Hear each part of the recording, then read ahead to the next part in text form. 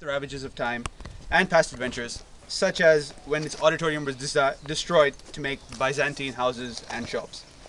So in ancient times, the theater used to deeply impress the visitors who came here to Sparta.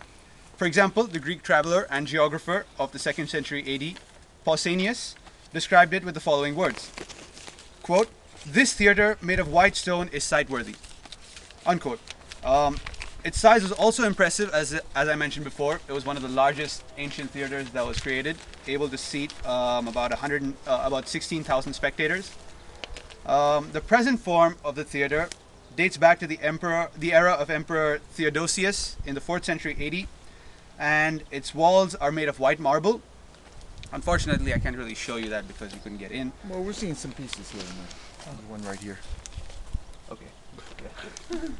The main theater had 9 bleachers, and the koilon has been constructed with a mixed technique and local materials from the mountain Tegiros, such as limestone and marble.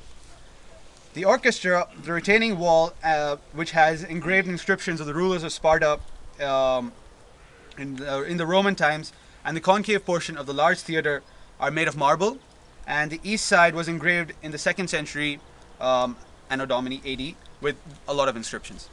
So originally the theatre had no permanent stage but a movable wooden one which was carried on wheels. Mostly it was used for political, social and festive events. Later a permanent stony stage was constructed which dates back to the second half of the 1st century. The last phase of the stage was the Corinthian and its height was 10 to 12 meters.